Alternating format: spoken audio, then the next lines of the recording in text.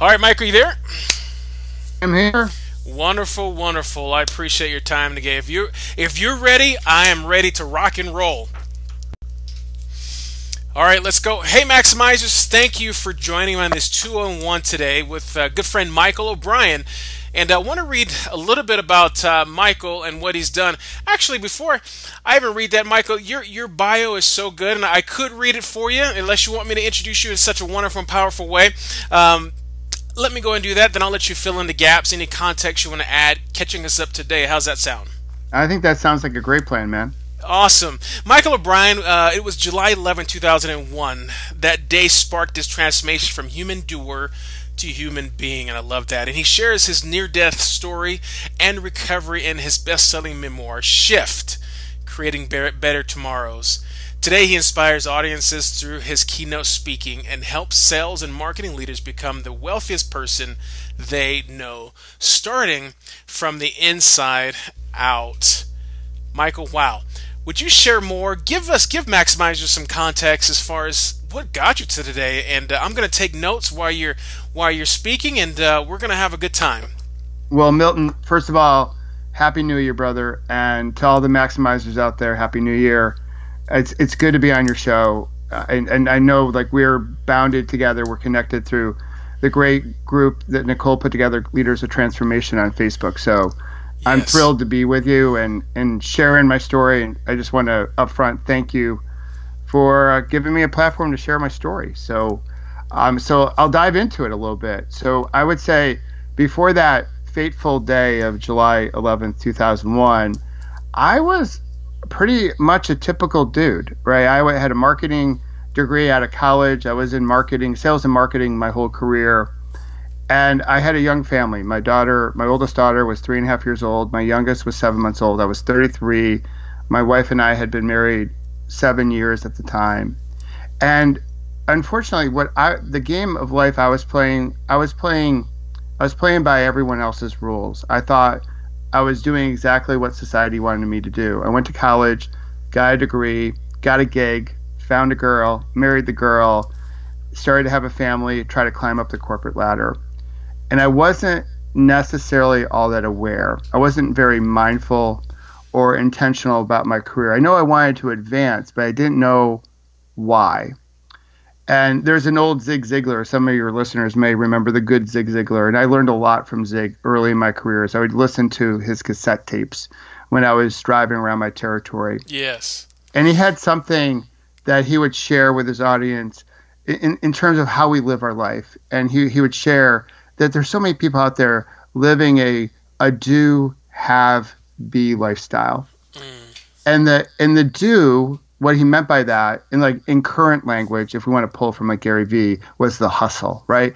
Do a lot of stuff, hustle, grind, chase, all that stuff. And I was like, okay, I was doing that. And then the have was, I want to have all my stuff, right? The car, the promotion, the job, all that, the material possessions. And then, and only then, will I be happy or consider myself successful or be wealthy. And he said, there's so many people living a do, have, be lifestyle. And I was living that. And so he went on to share, that's not the healthiest way to live. So I had not, before my accident, really had flipped a switch. I was sort of chasing happiness. I conditionalized my life a lot. I often said to my wife, hey, I'm going to be happy once I get that promotion I deserve. Or, you know what, I want to buy that new Mercedes, right? Because I had a Ford Taurus. And if I only upgraded my car, I'll be happy. Or once that meeting is over, everything's going to slow down, hon. And it's going to be okay, and we'll be happy. And the thing is, Milton, like after I got promoted and after I bought that Mercedes and after the meeting was over, I was happy for a bit. And then those vapor finish lines sort of, flutter away. And then I went back to chasing happiness. And again, I was sort of living my life without a lot of awareness. And I do believe I probably had a lot of signals in my life that said, hey, Michael, giving you a hint, like become more mindful, become more purposeful and how intentional in how you live your life. And I blew past them because I was just chasing my happiness. And then on July 11, 2001, we were out in New Mexico. A lot of the Maximizers have probably been out to meetings like this. You fly out on Monday, You fly back on a Friday, and in between, it's like death by PowerPoint, right? It's a Yeah, team building yeah. exercise, right? For sure. And so I'm in New Jersey. I decided to bring my bike out because I've been an avid cyclist my whole life, and I was going to get some miles in, get outside, ride in New Mexico, avoid the hotel gym, all that jazz. And on the fourth lap of my little loop I created going out the back of the hotel, up the main drag, was about a 2-mile loop. I came around a bend, and a Ford Explorer was fully in my lane, like 100% in my lane, coming right at me. And man, it was so surreal. Like I couldn't move fast enough, and I didn't move fast enough. And I remember everything that morning, the sound of me hitting his grill, the sound of me going into his windshield, like I blew a hole in the windshield. I hit it so hard, the screech of his brakes, and then the thud I made as I came to the asphalt below. The Ironman watch I was wearing broke off my wrist and flew like 250 feet the other way. It was like, talk about like, physics and kinetic energy and the whole thing. And so the maximizers will know, like, I lost consciousness after that impact. And I finally regained consciousness when the EMTs arrived. And I asked them a question only another cyclist can really appreciate. I asked them, I was like, hey, how's my bike? And they looked at me like, what the heck? Like, what's, like, we got to check this dude for traumatic brain injury. It was my, like, feeble attempt to cut the tension with a little humor, because that's sort of my style. Because I knew, like, my life was in danger. I didn't know the extent of my injuries, but just the thought of moving was painful. And I could tell by the energy around me, like the EMTs, not by what they said. They did amazing work and they saved my life. But I knew I was sort of in this, like, life is in the balance type of thing. And I remember when they put me on the medevac helicopter to fly me to Albuquerque, to the University of New Mexico there, the only Trauma 1 center in the state, I told myself, I made a commitment, hey, Michael, if you live, life will be different. You have to make life different. You have to stop chasing happiness. And I remember every one of those 19 minutes that took to fly from the accident scene to the hospital. I went down into the trauma center. I met my anesthesiologist. And then the next 4 days, I don't remember anything. And what happened, the extent of my injuries, is I broke a whole bunch of everything that I share in the book. But the big injury that I'll share in our episode here, our chat, is I shattered my left femur. And when the left femur shattered, it lacerated the femoral artery. So in essence, I was bleeding out in the middle of nowhere in New Mexico. The doctors later told my wife, had your husband been 10 years older or not in shape, he certainly would have died before he got to the hospital. Wow. And, then our world got turned upside down. The first surgery took about 10, 12 hours. I needed 34 units of blood product to save my life. And the next 4 days I spent in the ICU. And then I came out of the ICU and, it was sort of a 2x4 to the face in terms of, hey, Michael, wake up and here's your new reality. And life, unfortunately, in the early stages of my recovery, Milton, life was different, but not in the way that I wanted it to be. It was very dark, very angry. I was bitter. I thought the whole thing was unfair. And all I could see was all the things I had lost and all the things I couldn't do anymore and didn't have, because they told me that I would have a lifetime of dependency and limitations and more surgeries and yada, yada, yada. And they really did. And I know it was well intended, but they definitely painted a bleak picture of what my life was going to be like. And I stayed in that funk for a while. And that funk, and that recovery funk is something that I'm familiar with as well, and it can really take you two different ways, one or two ways, right? It's either recovery for what you traumatically went through, or it's a deeper hole, depressional state that really spirals and cycles, and it's really tough to come out of. Is that something you experience? Well, definitely. There are times in the hospital, like the nighttime in the hospital was a hard time because visiting hours were over. It got dark. All you heard was the beeping of the machines and faint television sounds from your neighbor's television. And I would often just cry myself to sleep thinking, like, why did this happen to me? Like, why did good things bad things happen to good people. I just thought it was so unfair. The driver had a revoked license, and I had all the ingredients to create like a toxic stew, like a pity party, and I was that way when I was in New Mexico. They flew me back to New Jersey, and then I went to another hospital, and then eventually, like during a rehab session, I sort of had a big wake up call. I had a big like shift, if you will, a big aha moment where I looked around the room and I saw like some of the people who were getting better, and I saw some of the people not getting better, and I really took a moment to sort of examine like, hey, what are you putting into this, brother? Are you really like, are you putting your all into this? And the answer wasn't pleasant. I realized I wasn't giving my all because I still had all the baggage of like, this is so unfair, right? So if you're bringing all your like, grudges and like woe is me and victim mentality and all that stuff through your career and through your life, well, it takes away from the brilliance that you can be, right? You can't maximize anything if you have a backpack full of that crap. Right. And I realized my backpack was full of that crap. And if I was going to become the person I wanted to become, like the best husband, the best father, the best leader, the best person, and like lose all the comparison stuff, because I was guilty of comparing myself to others a lot. The whole like, what do people have, how much money they had, the stuff. Back then I did a lot of that. I wasn't proud of that. I did it in private. Of course, we all do it in private. But I realized I just wanted to be the best me I could be. Like, the whole like concept nowadays is like, do you? And I was like, I gotta do me better. And in that moment, I made a commitment to show up differently, or start to show up differently, really, and in my recovery. So I could get out of the hospital, I could get out of my wheelchair, back on my feet, and hopefully back home. And that was the start. The next morning, I started a new habit, new rituals. And the thing is, like, immediately the next day I made this big commitment. I was like, yes, I'm going to do it. And it's like, this is going to be the light switch moment, and this is going to be awesome.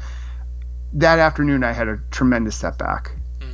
And I'm like, whoa, like the universe, man, they is like angry at me, like, or whatever. And I was like, well, this is a big test.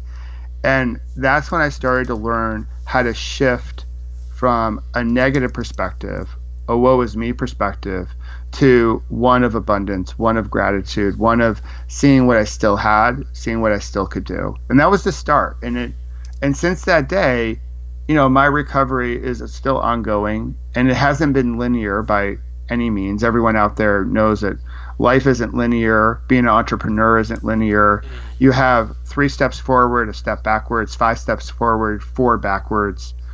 But I made a commitment that I would keep pedaling, that I would work hard today to create a better tomorrow. And then tomorrow would come, I'd be like, okay, I'm going to work hard today. I'm going to make it a better tomorrow.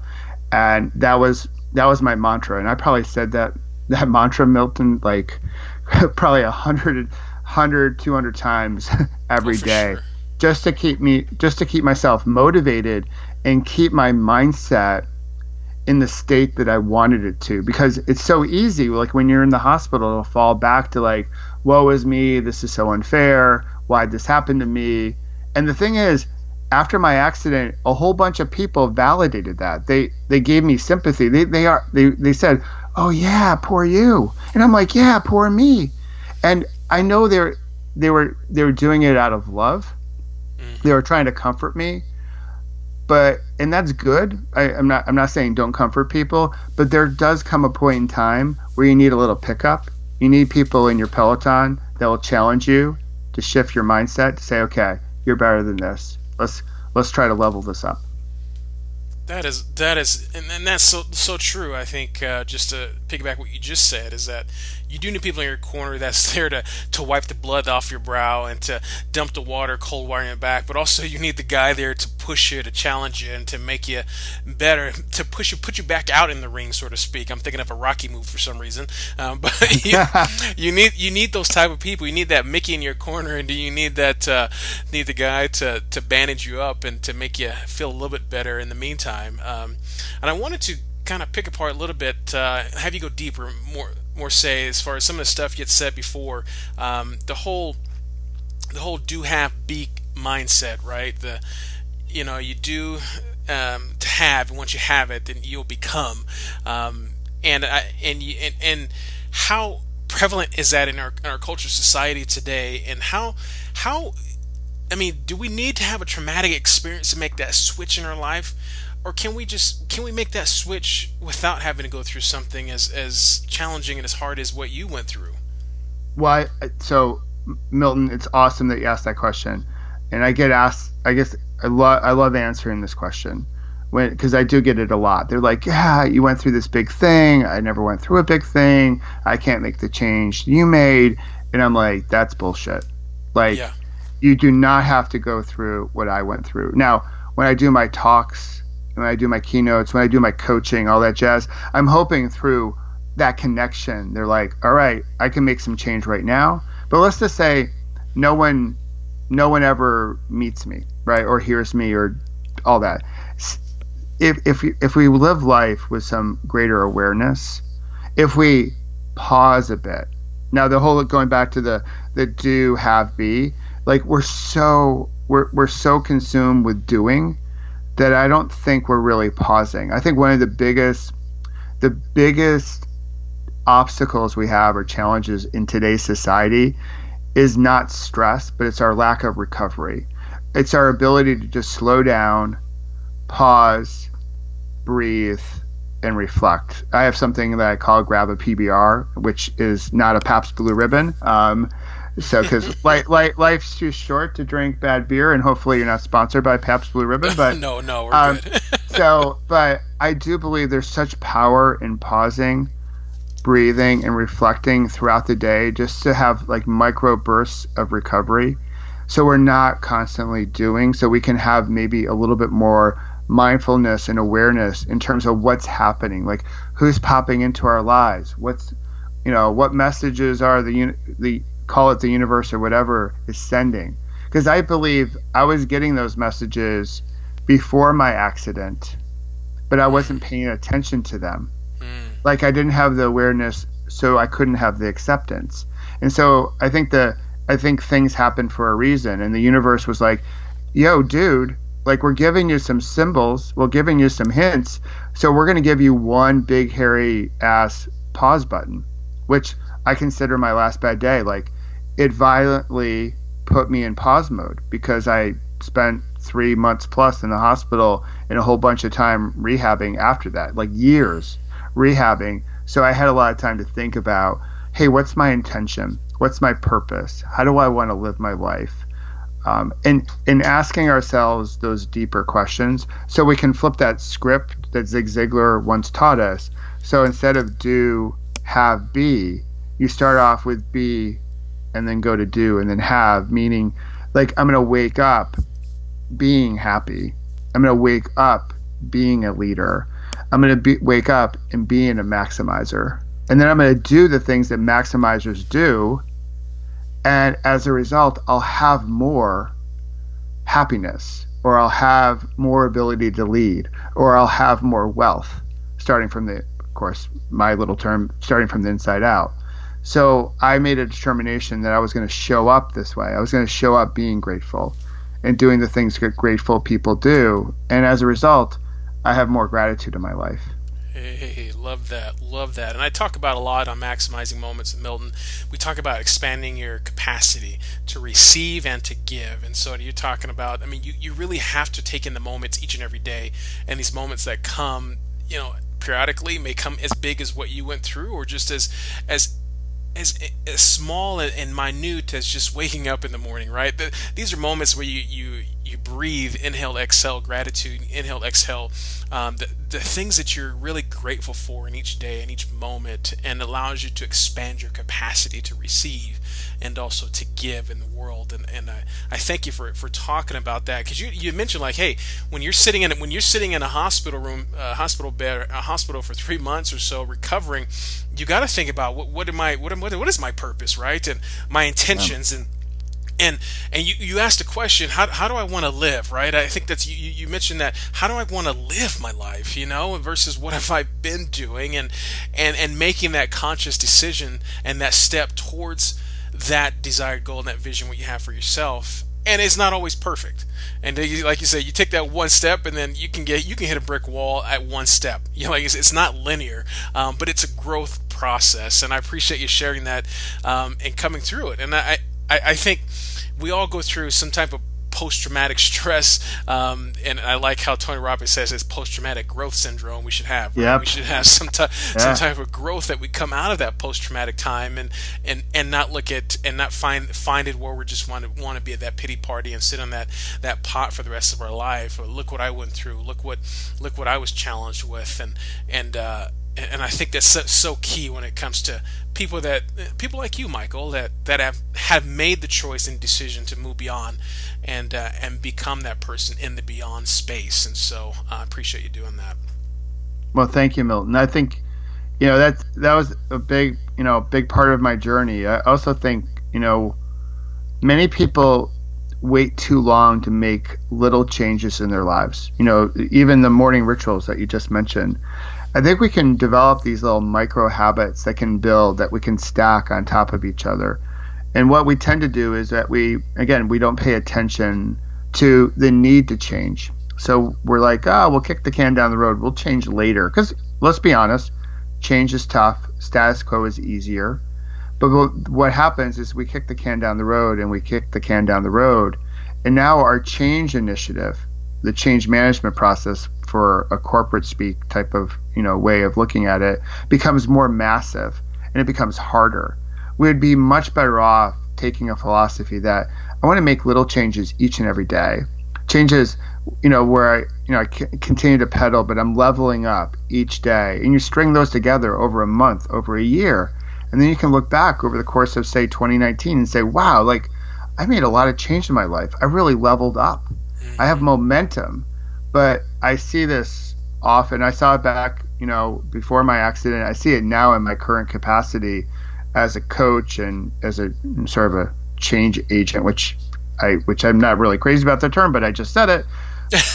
that people, we all wait too long to make little changes in our lives. And I think really, really small change, micro changes, can lead to massive, massive impact. Micro changes. I don't think it's ever too. I mean, we had, and I phrase this because you're right. You're a change agent, because it's what you want people to change, force themselves to change before the life has to change them. And become somebody going through something they really don't want to. And I think we're all on journeys, and sometimes we do have to succumb to those traumatic times, but sometimes we can make those decisions. Like you say, you don't have to go through it to make the change you need to make to become a better person. The best version of you is what I like to call it, and living your best life. And so I appreciate that. Thank you so much. Let me ask you this before we jump into our maximizing moment question. So I'm gonna ask you to coach me, Michael. I'm working full time. I want to start a business on the side. It's been my dream, my desire, my whole life. But I just don't have the I don't know, the oomph, the strength, or the confidence to make that step. Based on how would you coach somebody like me? Well, it's a great case, and I would want to ask you, Milton, like, times where you were able to overcome obstacles, overcome the odds, play back, like you don't have the oomph. So I would want to bring you back a little bit and say, okay, where have you in your past experiences, Milton, that you show that you did have the oomph to get over the obstacle? And because I think we can recruit our resilience. We can recruit our excellence, because we've all had moments where we've had leadership moments where we've overcome when someone thought it would be impossible, or maybe even our own self-narrative thought it was impossible.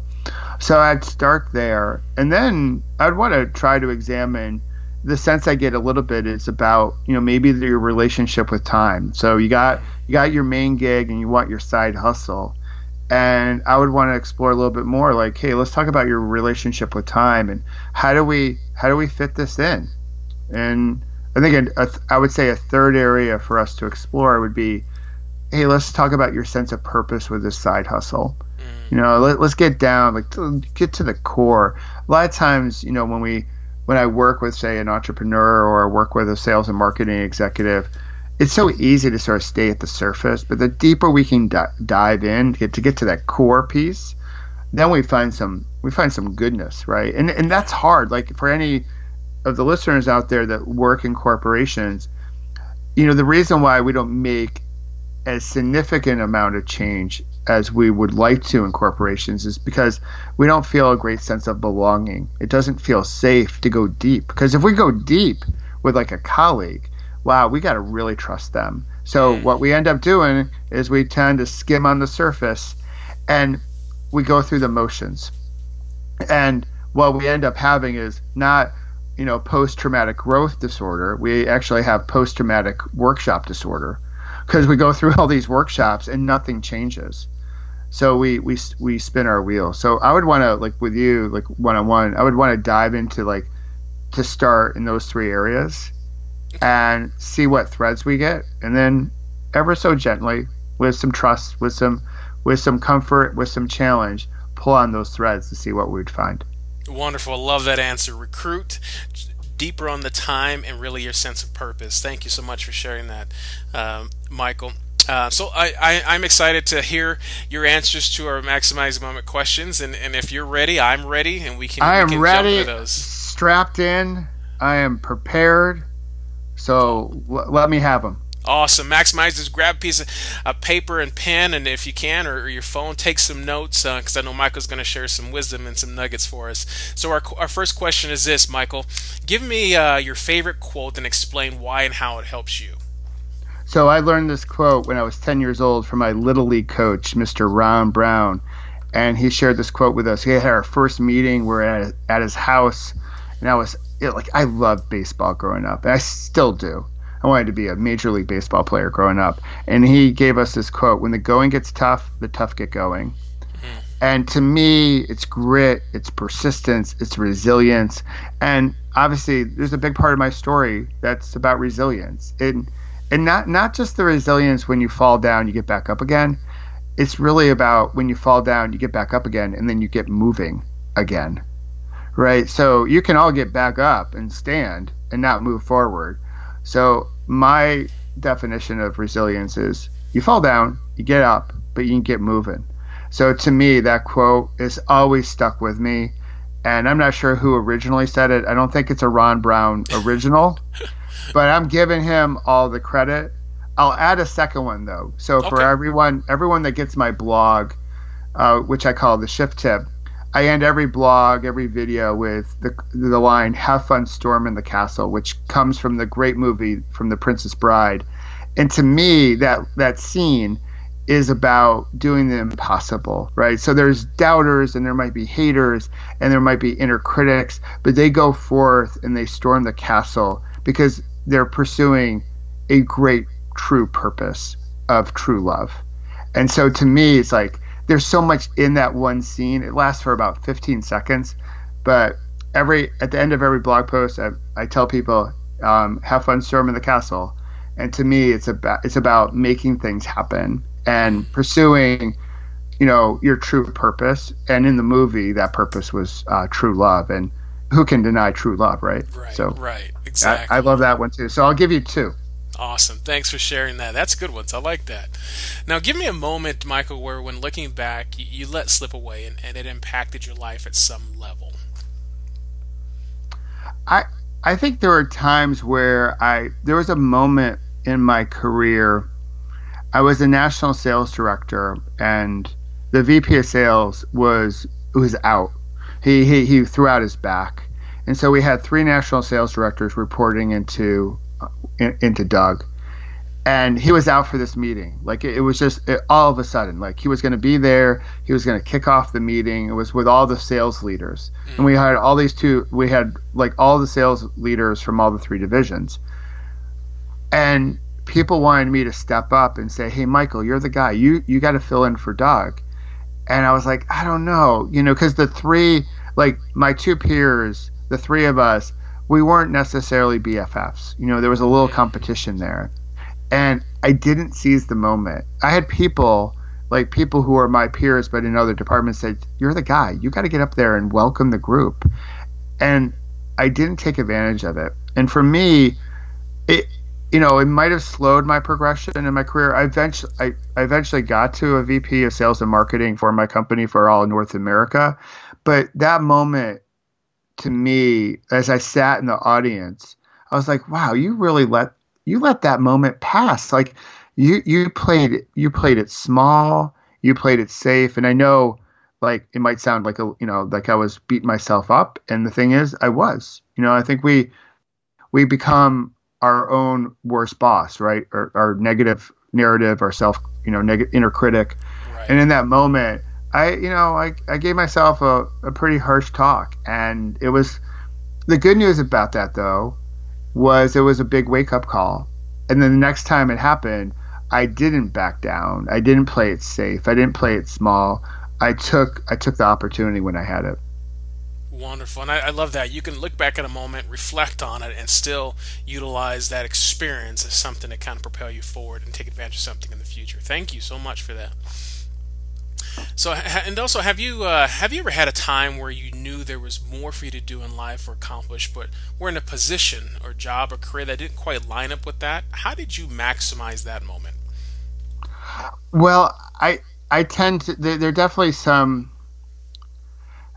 Well, I'll give you a different answer than maybe you might expect. Okay. So, one of my superpowers, according to my wife, is that when something doesn't align, I'm really good with saying no and quitting, right? So I know in today's world, we want to hustle and we want to make it, like, we got to go after it, right? We got to pursue it. But I do think we have to be smart. There was a book written by Seth Godin called The Dip. And in The Dip, he talks about some stages of growth and development. And we get into this period where things don't necessarily align. We're not necessarily in the right job.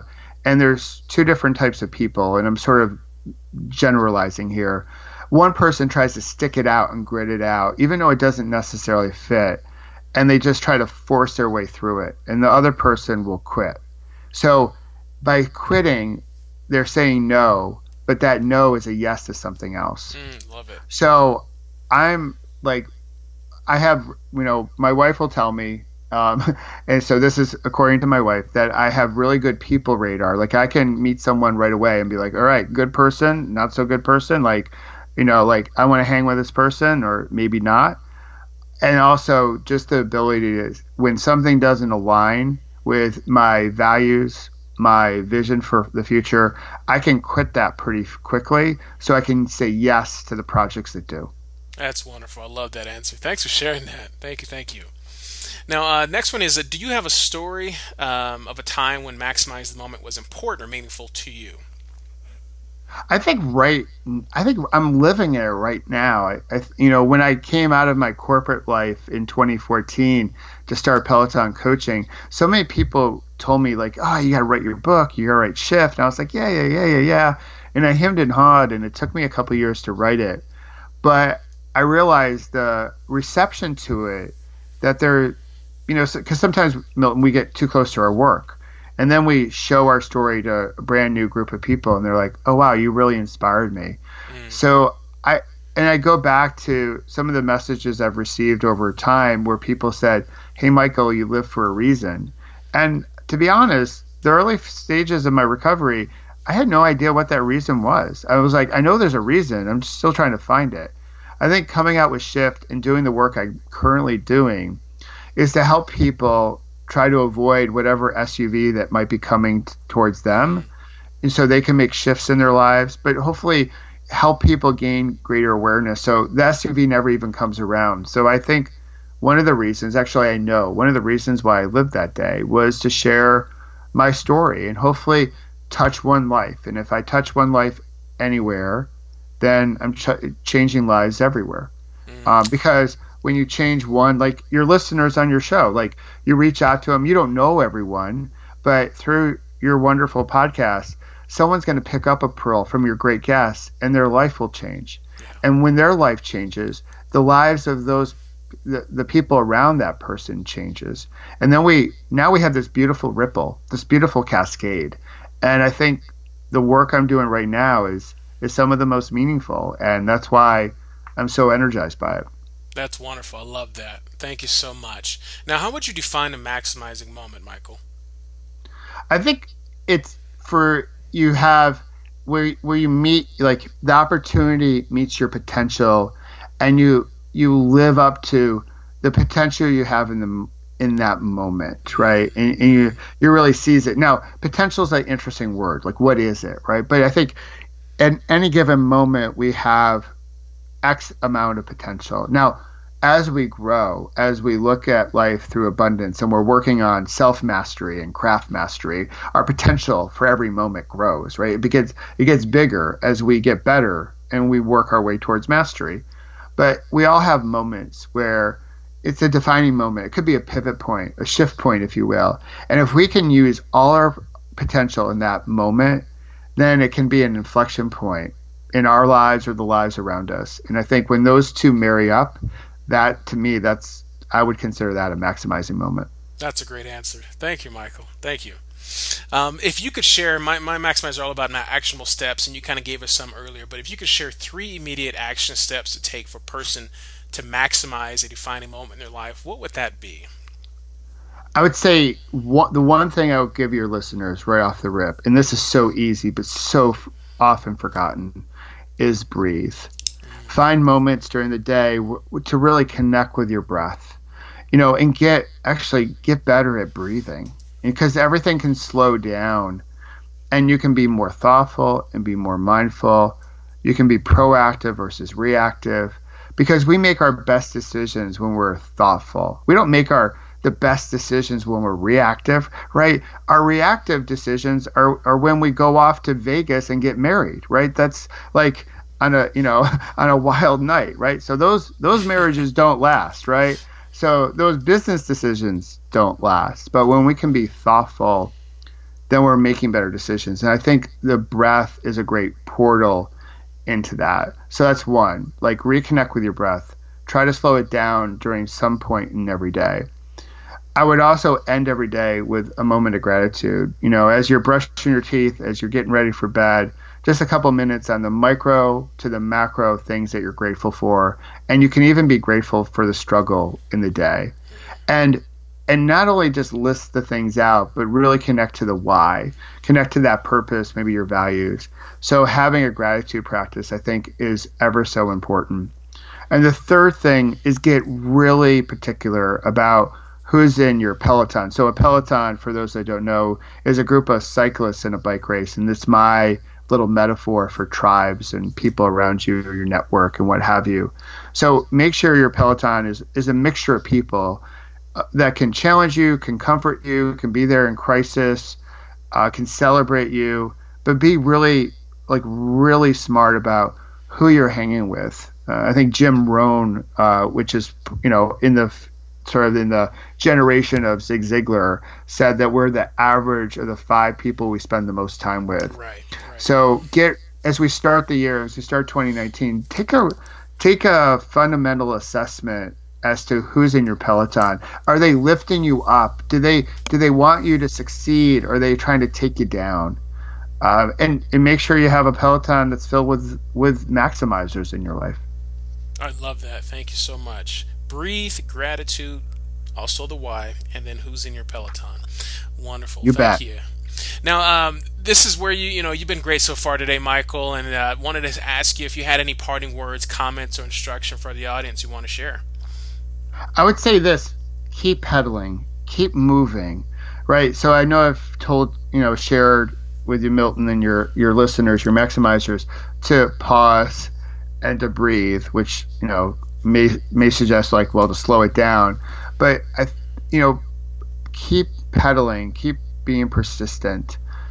That movement, and don't wait for perfection, right? So, put yourself out there. In today's world, you can make iterations upon iterations and improve it as you go forward. And I think the last thing I would want to share with folks is, don't compare your beginning to someone else's middle.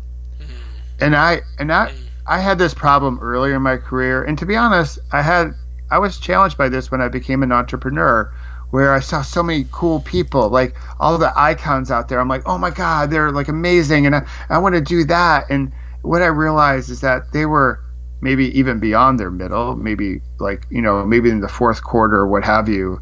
And I was comparing what they were putting out, like all the fancy videos and the high touch quality and all that jazz, to what I was doing. So don't compare your beginning to someone else's middle. It's not fair to you, right? So go out and put your stuff out there. It doesn't have to be perfect. It just has to be you. And you'll attract an audience, whether you're in a corporation or an entrepreneur, and then just keep on working on it. Keep on making it better. Keep pedaling, if you will. And I think some of those ingredients right there will serve a lot of people well, regardless of what job they have. And I think it also helps them just in life in general.